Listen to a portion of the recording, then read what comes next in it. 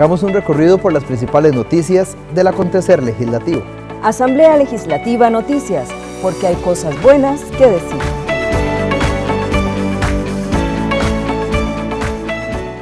Bienvenidos a Asamblea Legislativa Noticias. Les saluda Juan Pablo Estrada Y Rosibel Barrantes. Nos encontramos en el Salón de Instituciones Beneméritas. Dentro de ellas destacan la Liga Feminista y la Orquesta Sinfónica. También están los destacados ciudadanos de honor, donde destacan don Franklin Chan y también Jiménez de Heredia, entre muchos otros. Vamos a los titulares de esta edición. Alcaldes confirman que el MOP no les dio audiencia hasta después de tragedia en Cambronero. Diputados avanzan en proyecto para autorizar emisión de títulos por $6.000 millones. Diputados resellan iniciativa que busca excluir al 911 de la regla fiscal. Y dirigentes apoyan fortalecer el deporte a través de eliminar prohibición de publicidad con contenido alcohólico. Vamos al detalle de las informaciones. Durante audiencias, alcaldes confirman que Bob no les dio audiencia hasta después de la tragedia en Cambronero. Veamos la siguiente nota. El fallecimiento de 9 personas por un deslizamiento sobre la Ruta 1 a la altura de Cambronero fue el motivo de llamar a comparecer a los alcaldes de San Ramón y Esparza, Nixon Ureña y Asdrúbal Calvo, respectivamente. Ambos alcaldes coincidieron en la responsabilidad de CONAVI para atender rutas nacionales, así como el cierre de vías y caminos. Cuando el CONAVI nos llama a nosotros, o igualmente hemos hecho algunos en conjunto, pero ya lo que es el monitoreo propio, protocolos para poder cerrar, eso es solamente competencia de CONAVI o MOP. Los representantes de los gobiernos locales en la zona de Occidente confirmaron que las autoridades del MOP no les dieron audiencia, sino hasta después del suceso en Cambronero. Nosotros solicitamos desde el inicio de la administración la audiencia y fue hasta posterior que tuvimos la audiencia para entenderle. Entonces, hasta que sucedió la tragedia, hubo una reunión con las autoridades del MOP y de CONAVI. Tuvimos posterior, pero la fecha nos la dieron antes de que sucediera el accidente. Ahora ustedes, al señor diputado Francisco, les entendí que estaban explicándoles que previo al accidente ustedes trataron de comunicarse con las instancias correspondientes alertando sobre la situación. ¿Es así? ¿Y con quién? ¿A quién dirigieron los oficios o las solicitudes de audiencias? Al máximo jerarca del Ministerio de Obras Públicas y Transportes y al CONAVI. A don Luis Amador, entonces. Actualmente don Luis Amador, en el pasado a los jerarcas don Rodolfo Méndez Mata. Al finalizar, algunos legisladores, miembros de la comisión, felicitaron a los alcaldes por las labores realizadas antes y después de la tragedia. Declaran benemérito de la patria a Fernando Centeno Güell. Los diputados se levantaron de sus curules como homenaje a Fernando Centeno Güell tras declararlo benemérito de la patria. Este insigne ciudadano fue pionero de la enseñanza especial, humanista, benefactor de las personas con discapacidad, maestro, promotor cultural, escritor, poeta y académico. Ha sido este legado de educación especial y en defensa de las personas con discapacidad que hoy creo que también tenemos que tenerlo presente, dando un voto afirmativo por este merecido benemeritazgo, pero también dando un voto afirmativo, hacia las personas con discapacidad, hacia garantizar los derechos humanos de las personas con discapacidad y entender que los derechos de las personas con discapacidad van más allá que una rampa, que una guía en una acera, que va más allá de que las personas tengan un centro educativo de educación especial con las condiciones óptimas. Tenemos que garantizar que la discapacidad no sea una cuestión de la persona como tal, es una cuestión del entorno. En la primera mitad del siglo XX, por prejuicios de la época, las personas con discapacidad sufrían de abandono y no contaban con las posibilidades de tener una debida atención que les posibilitara una vida digna. Gracias a la sensibilidad y visión del profesor Centeno Güell, esta población pudo obtener acceso a la educación por medio del centro educativo que lleva su nombre, ubicado en Guadalupe, el que hoy lamentablemente pide a gritos reconstrucción. Así lo denunció la diputada Vanessa Castro. En hecho concreto, en la Casa de Enseñanza, la Fernando Centeno Güell en Goicoechea, Guadalupe, convirtió al cantón de Goicoechea en el cantón con mayor discapacidad del país. ¿Y por qué? porque evidentemente las familias se trasladaban a vivir a Goicoechea precisamente para poder contar con un centro de enseñanza especial como ese. Imagínense cómo una obra puede trascender a todo un país para que las familias se trasladen a ese cantón a vivir. Lo que marca no solamente a una persona, a un niño o una niña, sino que marca a toda una familia. Eso es trascender. La visión de Fernando Centeno Güell concretó la formación de educadores especializados y una dedicación de toda una vida en atención de una población de seres humanos que por limitaciones visuales, auditivas y cognitivas sufrían de exclusión social. Además, el plenario legislativo aprobó los expedientes 22.506, Ley para garantizar la paridad de género en la conformación de los órganos colegiados de los gobiernos locales, y el 22.202, aprobación del Tratado de Extradición entre Costa Rica y la República Argentina. Diputados avanzan en proyecto que autoriza la emisión de títulos valores por $6.000 millones. Tras el rechazo de varias mociones y con una votación de 5-4, los integrantes de la Comisión de Asuntos Económicos dieron el dictamen positivo al expediente 23.036 que permite la autorización para emitir eurobonos. Según el texto, esta autorización se colocará en 4 tractos, cada uno de $1.500 millones, y para ello el Poder Ejecutivo deberá utilizarlos exclusivamente con la finalidad de sustituir deuda interna por externa y o cancelar vencimientos de deuda. El texto deja claro que cualquier ahorro generado por concepto de gastos financieros que resulte de la aplicación de esta ley deberá ser utilizado exclusivamente para amortizar la deuda restante o pagar intereses, y se prohíbe utilizar dichos recursos para financiar otros gastos del presupuesto de la República. Este avance se logra tras la aprobación de un texto sustitutivo presentado por los partidos Liberal Progresista, Unidad Social Cristiana, Nueva República y la diputada de Liberación Nacional, Carolina Delgado. La legisladora del Frente Amplio, Sofía Guillén, dejó clara su molestia por la falta de incluir requisitos antifraude y dejar los acuerdos con el Fondo Monetario Internacional. Se ha tenido que votar en contra por el fondo, el proyecto de eurobonos aquí en la comisión, no porque esté en contra de los 6.000 o de los 3.000 o de los que al final salgan, es decir, yo no estoy en contra de los eurobonos a priori. Lo que ha pasado en muy resumidas cuentas es que la comisión ha aprobado un texto en donde se aprueban 6.000, pero el requisito es que se cumpla el memorándum del FMI, lo que amplía el margen de poder y acción del propio FMI, aunque el FMI nunca pidió eso, y ahí pues yo no puedo aprobar eso. El legislador Gilberto Campos mostró su apoyo a la iniciativa, que viene a ser un instrumento financiero necesario y con los controles pertinentes. No solo autoriza al gobierno a colocar 1.500 millones de inmediato para hacerle frente a los vencimientos del primer trimestre de 2023, sino que establece claramente que si no cumple con los indicadores que se están estableciendo en el proyecto, entonces no se autorizan las siguientes emisiones. No se autorizan.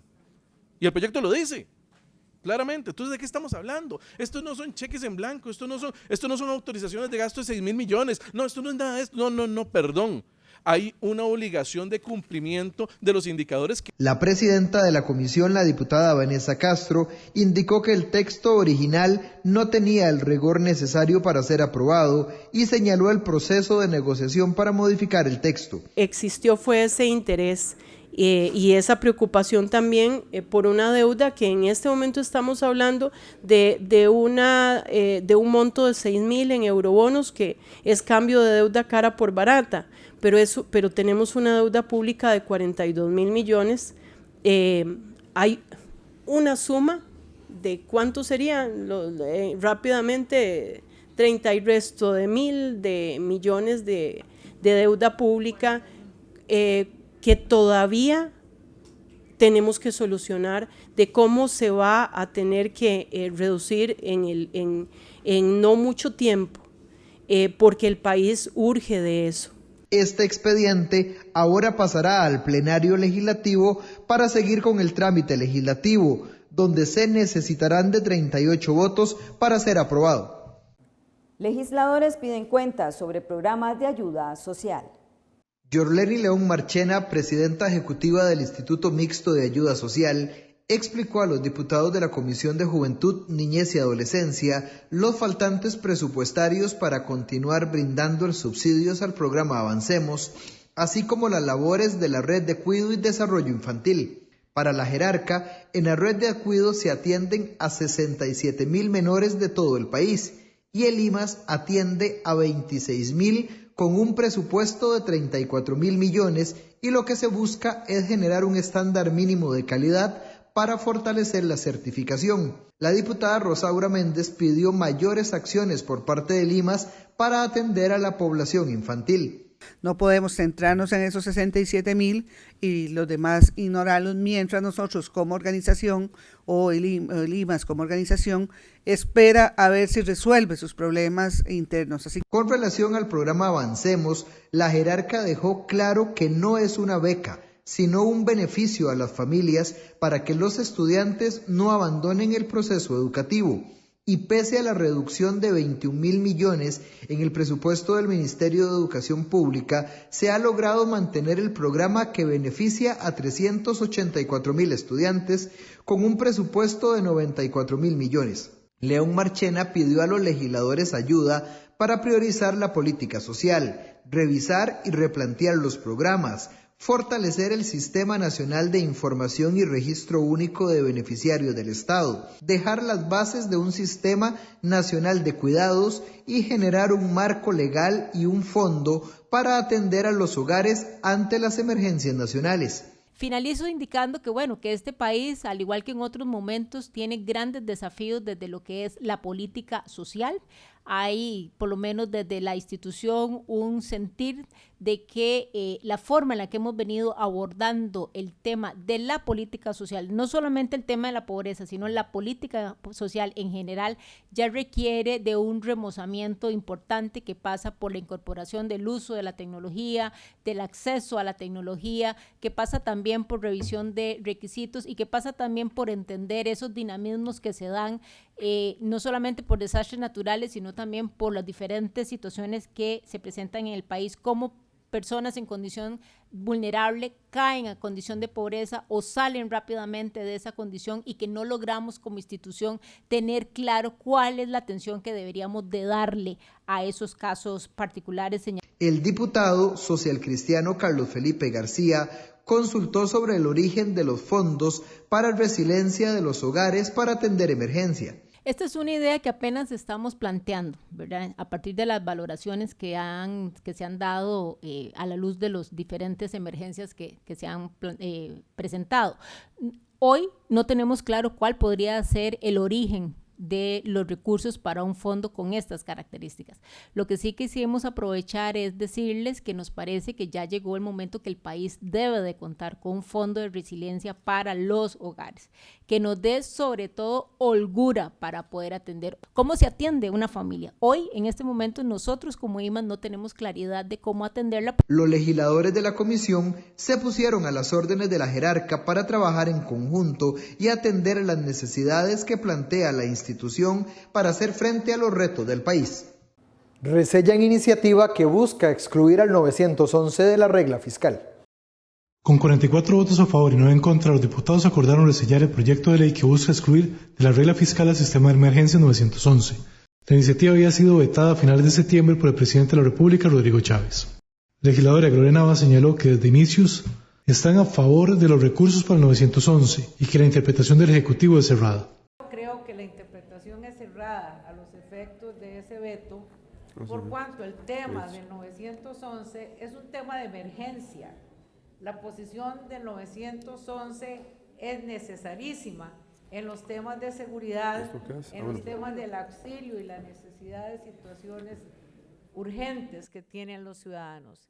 De tal manera que es importante que nosotros responsablemente resellemos ese veto a los efectos de que se conviertan en ley de la República. Katia Rivera, de Liberación Nacional, aseguró que la aplicación de la regla fiscal podría afectar fuertemente el servicio de emergencias. La aplicación de la regla fiscal la hemos visto, lo que puede sufrir y lo que nos puede afectar en las diferentes instancias. En este caso en particular, hemos visto cómo compañeras y compañeros de diversas fracciones y por supuesto que nosotros desde Liberación Nacional estamos sumamente preocupados por las afectaciones graves que puede generar al servicio el 911. Teniendo faltante de plazas operativas, disminución de tiempo extraordinario en operaciones, suspensión, creación y mejoras en despachos de la Caja, del Ministerio, de la Comisión Nacional de Emergencia, y de ahí que nosotros en este caso hacemos ese llamado de conciencia a la importancia de poder sacar adelante al 911 y apoyar sus labores. El último resello que se tiene registro en el Congreso es de julio del 2012, de la Ley para la Atención para las Personas con Enfermedad Celíaca. Los legisladores además aprobaron en primer debate el expediente 23.210, Ley para garantizar la transparencia en el nombramiento del Fiscal General de la República. La propuesta de ley busca que el Fiscal General de la República sea nombrado por mayoría absoluta de la totalidad de los integrantes de la Corte Plena, mediante una votación pública y razonada, por un periodo de 4 años. También se aprobó el expediente 21.140, Ley para la promoción y fortalecimiento de los servicios de turismo de salud en Costa Rica. La iniciativa busca facilitar y promover la cooperación interinstitucional para el desarrollo de programas, planes o proyectos para incentivar el servicio de turismo de salud en Costa Rica. Y se le había visto bueno el expediente 22.480, autorización a la Municipalidad de Cartago para desafecte del uso de dominio público un inmueble de su propiedad y normalice la situación jurídica del asentamiento humano Caserío El Progreso, distrito de San Nicolás de Cartago. Dirigentes apoyan fortalecer el deporte a través de eliminar prohibición de publicidad con contenido alcohólico.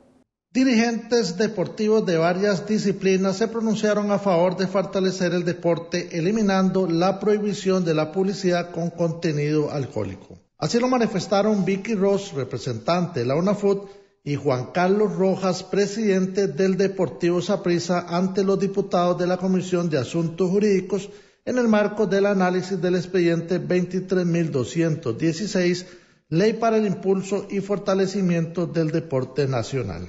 Rojas comentó que el deporte requiere de muchísimos recursos y esta propuesta ayudaría proporcionalmente a más disciplinas como el boxeo. La prohibición actual no cumple en absoluto ni puede cumplir con algún objetivo que tal vez se trazó hace unos años, pero además, como dijo Vicky, estudios demuestran que el que haya además publicidad adicional en un país donde ya de por sí no existen restricciones adicionales como la hay en el deporte de este tipo de publicidad, eso no va a cambiar el tema del consumo en Costa Rica. Entonces, esta ley, en mi opinión, y eliminar esta restricción es fundamental, no solo para el fútbol, todavía más importante para otros deportes.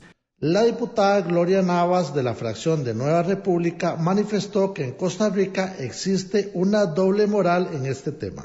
Con este tema pareciera que hay una doble moral realmente en Costa Rica, porque lo cierto del caso, como lo expresaron los dos invitados, tanto doña Vicky como el señor Rojas, me parece a mí que el tema que señala aquí el señor presidente de la comisión también es importante porque es un tema de educación realmente, de cómo se desenvuelven las familias, pero generalmente cuando hay un partido importante, alguna actividad importante, lo primero que hacen las familias es ir a comprar cervezas, ir a comprar guaro para alistarse a ver el partido y las bocas.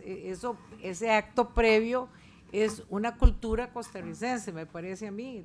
Por su parte, la diputada Rocío Alfaro, de la fracción del Frente Amplio, manifestó que con la propuesta va a haber un aumento del consumo, si no las empresas no tendrían interés en anunciarse. Porque la exposición, pues de eso se trata, ¿no? De tratar de promover el consumo del producto que se anuncia.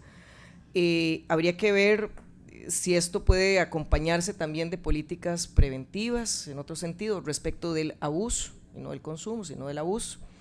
Pero para efectos de lo que es la motivación del proyecto y también, una preocupación que creo que quienes nos gusta en general el deporte en Costa Rica es ver cómo se puede cerrar un poco la brecha de la inversión en los distintos deportes.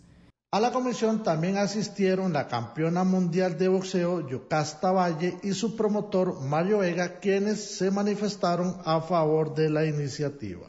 ICT busca reforma al reglamento para guías de aventura. William Rodríguez López, ministro de Turismo, Francisco Chacón, director jurídico, y Gustavo Alvarado, director de Gestión y Asesoría Turística, explicaron a los diputados de la Comisión de Turismo las acciones para solucionar la problemática que atraviesa el sector de guías y el turismo de aventura. Sentimos que el sector privado, entiéndase guías y empresarios, están satisfechos con el resultado de este reglamento, que dicho sea de paso, esperamos que esté para firmarse, ya está en la oficina del presidente, así es que está para firmarse muy prontamente. El director jurídico señaló que han estado impulsando las capacitaciones permanentes a los guías, pero no pueden obligar a nadie a inscribirse ante la institución. Con relación al turismo de aventura, señaló que el artículo 12 del reglamento sí establece la obligatoriedad de que las empresas cuenten con guías acreditados y capacitados ante el ICT. El director de Gestión y Asesoría Turística resaltó que buscan una solución definitiva al problema que se ha venido presentando ante el pedido de las empresas afectadas. La diputada oficialista Ada Acuña pidió a las autoridades gubernamentales cuidar a las personas y la imagen del turismo costarricense. A mí lo que más me preocupa, señor ministro, es precisamente, y lo que hemos venido escuchando, es que si hay condiciones para terminar la certificación en coordinación con el INAH. Hay casi, usted lo dijo el número, casi 4,000 personas que están a punto de ser certificadas. Existe gente capacitada en este país y creo que de las cosas buenas que podemos cacarear es que hay gente con conocimiento, con experiencia, con certificaciones nacionales e internacionales, y tenemos a un Instituto Nacional de Aprendizaje haciendo esta modalidad de curso certificado. Por su parte, la diputada Carolina Delgado pidió no dejar muy abierto el reglamento para tener claridad en el servicio que se presta. Si lo que queremos es calidad y queremos seguridad, me parece que hay que tener claridad de esa regulación y esa calificación o clasificación que se podría hacer a la hora de tener un operador calificado, ¿verdad?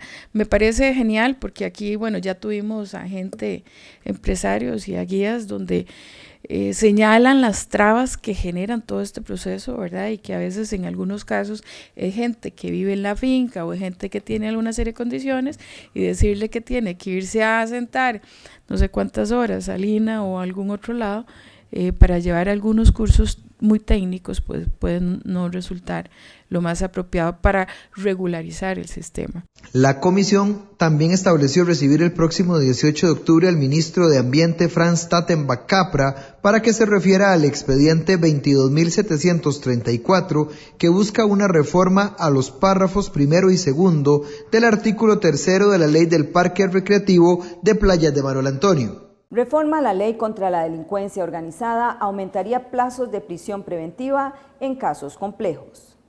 La reforma contra la delincuencia organizada y la creación de la Jurisdicción Especializada en Delincuencia Organizada en Costa Rica aumentaría los plazos en la prisión preventiva en aquellos casos que son complejos. Así lo manifestó la magistrada Sandra Zúñiga Morales de la Sala de Casación Penal, quien compareció en la Comisión de Seguridad y Narcotráfico para explicar los alcances de los expedientes 23.090, reforma de ley contra la delincuencia organizada, y el expediente 23.208, ley para restituir la declaratoria de procedimiento especial en la lucha contra la delincuencia organizada. La diputada Gloria Navas de la fracción de Nueva República cuestionó que, en el caso de aumentar los plazos de prisión preventiva por la complicación del proceso, se justifica el hecho de violentar el principio de libertad y de inocencia. Cuando usted menciona que se vio la necesidad de aumentar los plazos de prisión preventiva por la complicación del proceso, la primera observación es el cuestionamiento de si por la lentitud en la investigación se justifica violentar el principio de libertad, el principio de inocencia, en el sentido de que le alargo la prisión preventiva porque no tengo tiempo para terminar la investigación. Parece que eso es un tema delicado a los efectos de la libertad individual. Por otro lado, me parece a mí, doña Sandra, que hay que entrenar a los jueces seriamente en el uso de las medidas sustitutivas, porque básicamente la prisión preventiva es la que se utiliza y por excepción la tobillera, etcétera. Y no se utiliza mucho las garantías fiduciarias o hipotecarias y otros medios para sostener a la persona en el país. La magistrada señaló que en cuanto a las medidas alternas de prisión preventiva, coincidió con la diputada Navas sobre la importancia de incluir otra serie de procedimientos. Con respecto a lo de las medidas alternas, ¿verdad? Que no solamente pensar en la prisión preventiva, yo estoy de acuerdo con usted que es importante. Si el código prevé otra serie de medidas alternas, esas se tienen que usar. Lo que sucede también muchas veces, y no es que diga que en un alto porcentaje los jueces optan por la prisión preventiva, pero sí, digamos, en los casos mediáticos, ¿verdad?, que son los que salen porque son más graves, muchas veces sí se opta por la prisión preventiva. Por su parte, la diputada de la fracción de Liberación Nacional, Dinora Barquero, preguntó sobre cuál de las dos propuestas sería la más conveniente para aprobar. De estos dos proyectos, el 23208 o el 23090, doña Sandra, ¿cuál cree usted que es el proyecto más claro, el que no deja dudas y que sería aplicable de una manera más razonable para, ¿cuál recomendaría usted para que sea aprobado por los señores diputados? Muchas gracias, doña Dinora. Efectivamente, y por todo lo que he comentado, el 23090, sobre todo a mí me preocupa muchísimo el tema de las prisiones preventivas y en ese sentido incluso me parece urgente su tramitación. Al finalizar, los diputados dictaminaron el expediente 22.508, reforma a los artículos 236 y 240 de la Ley de Tránsito por Vías Públicas Terrestres y Seguridad Vial, que amplía a todas las entidades de la administración pública y empresas estatales que realizan funciones de seguridad e investigaciones administrativas, la autorización de contar con vehículos no rotulados para la ejecución de sus funciones. Sector energético enfrenta grandes retos, señalan expertos en comisión especial. Un gran reto es el sector energético para el país por los cambios tecnológicos y el cambio climático. Así lo dieron a conocer representantes de la Autoridad Reguladora de los Servicios Públicos en la comisión especial que atiende el tema. Mario Mora Quirós, de la ARECEP, aseguró que hay un gran desafío del modelo eléctrico basado en calidad, eficiencia, alcance de energía para todos y un cambio en el marco legal para no quedarnos atrás. ¿Cómo ven ustedes las nuevas inversiones del ICE a futuro ante la salida de las plantas térmicas de operación? O sea, ya esto es un anuncio que hace el ICE. ¿Estarían ustedes anuentes a reconocer nuevas inversiones del ICE teniendo plantas en desuso y plantas privadas con menores precios que aún están sin contratos? El cambio tecnológico no solamente un desafío regulatorio, en donde ciertamente tenemos la responsabilidad de contar con esos nuevos instrumentos regulatorios que pueden ser metodologías tarifarias, normas técnicas, sino que plantea un desafío para el Poder Legislativo en el sentido de transformar el marco legal. Buena parte de las filminas que tenemos ahí es que el marco legal determina la estructura de los mercados, entonces la pregunta que hay que hacernos es ¿qué tanto el marco legal que tenemos hoy permitiría la apropiación de todos de estos cambios tecnológicos? En lo que respecta a las tarifas eléctricas, aseguró la ARECEP que es un tema de competitividad y es variante de acuerdo a la estabilidad económica, política y social. También participó en el grupo legislativo la Asociación de Productores de Energía, quienes también coincidieron en decir que se debe avanzar, ponerse al día y no mantenerse en el pasado. Recursos económicos son vitales para atender cibercrimen. La Comisión de Ciencia convocó a las autoridades de seguridad y de tecnología para coordinar en conjunto medidas correctivas ante el cibercrimen. Ambas autoridades se refirieron al proyecto 23.292 que pretende atender ese delito. Jorge Luis Torres, ministro de Seguridad, aseguró que hay que garantizar las telecomunicaciones, pero de forma segura. Al ser consultado si la atención del cibercrimen debe estar en el MISIT, en seguridad, en el Poder Judicial, en ADIS o crear un centro de respuesta, Torres aseguró que todos deberían ser involucrados, pero centrados siempre en el MISIT con mayor músculo. Actualmente, ¿qué labor realiza en materia de ciberseguridad el Ministerio de Seguridad? Entonces empezamos primero por la casa, y yo creo que ahí es donde hay que generar esa cultura de seguridad de la información. Una vez de ahí empezamos hacia afuera, que es ya fortaleciendo a través de esta ley, ojalá el músculo con el MISIT, que es lo que nosotros quisiéramos, estar integrados todos bajo una ley, bajo una institución como el MISIT, es lo que yo pretendo, y que desde ahí empecemos a generar los lineamientos que va a tener este país en materia de ciberseguridad. Para el ministro de Seguridad, este delito y la seguridad en general no debe verse como un gasto, sino una inversión. El ministro de Ciencia, Innovación, Tecnología y Telecomunicaciones, Carlos Alvarado Briceño, explicó que el ataque informático tuvo consecuencias muy negativas para el país, por lo que es necesario fortalecer esta línea. Somos, como decía ahora, un ministerio con poco personal, pero definitivamente con funcionarios muy comprometidos que han estado trabajando madrugadas en los momentos más álgidos, más críticos de las emergencias, y pues lo que les pedimos a ustedes también es este mismo acompañamiento que hemos venido recibiendo, demostrándoles también pues con resultados al pueblo de Costa Rica nuestro proceso también de fortalecimiento. Tenemos acciones importantes que ya hemos anunciado, por ejemplo, la aprobación hace pocos días en la Junta Directiva de la Comisión Nacional de Emergencias del plan de inversión, del Plan General de la Emergencia en ciberseguridad. Estamos hablando de aproximadamente 3.7 millones de dólares que van a poder ya desarrollar más capacidades, como por ejemplo la contratación de más personal en el Centro de Incidencia y de Respuesta a Incidentes Informáticos del MISIT.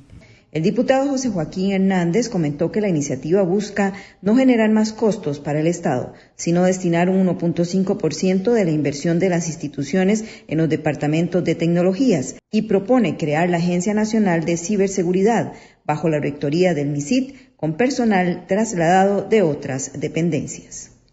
Hasta aquí esta edición de Asamblea Legislativa Noticias. Gracias por habernos acompañado. Lo esperamos en nuestra próxima edición.